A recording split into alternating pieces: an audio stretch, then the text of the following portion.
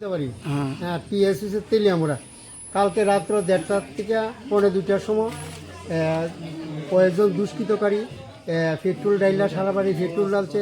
উদ্দেশ্য আসলো আমরা জীবন্ত মারণে লেগিয়া আগুন লাগায় সব কিছু স্বর্ণ লঙ্কা টাকা পয়সা যা আসলো লুট করে দিব। কিন্তু আমরা টের ফেলেছি, টের পাওয়াতে তারা ঘরে ঢুকতে পারছে না। না ঢুকিয়া কী করছে, পেট্রোল লাগাইয়া মেরে লাগছে পেছনের দরজা দা। আমি আর মা বাইরেছি।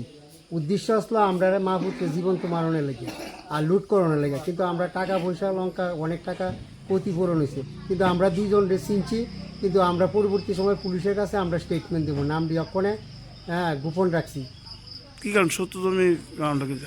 তারা আমরা লগে এর আগেও সত্যতামি করছে, সত্যতামি কইরই চাইছিল মারণের বুদ্ধি করে। তারা ভাবছে কি সত্যতমী মানে কি কারণ?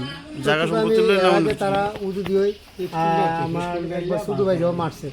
হ্যাঁ মাইরা এরে আহত অবস্থা, আহত না প্রায় মৃত্যুর থেকে আমরা বাঁচিয়ে আনছি।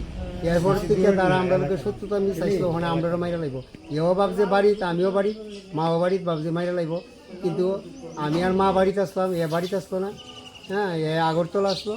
আর আমরা টের ভাই আমরা তো দেখছি ওই প্রকাশ্যে দুজন দৌড়ে গেছে, পিছনে গেট দিয়া বাইরিয়া বাট্টা দিয়া, পিছনে একটা বাট্টা আছে ক্যানেল দিয়া বাইরে গেছে। কিন্তু অন্য লোকরা আমরা চিনতে পারছি না, কিন্তু দুইজনে আমি প্রকাশ্যে চিনছি। বাড়ির মালিকের নাম কি? বাড়ির মালিকের নাম হচ্ছে অজিত চৌধুরী। আর পাশে আমার একটা বাইকে সুজিত চৌধুরী, কালিতাবাড়ি মরসরা থানা পিএ। আর ক্ষয়ক্ষতি কীরকম হয়েছে? ক্ষয়ক্ষতি আনুমানিক 15-4 লাখ টাকার করছি হয়েছে। আর ক্যাশ টাকা আছে না, 15-20 লাখ টাকার ক্ষয়ক্ষতি।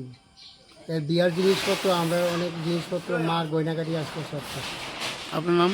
আমার নাম সঞ্জিত চৌধুরী, আমি অজিতের ভাই।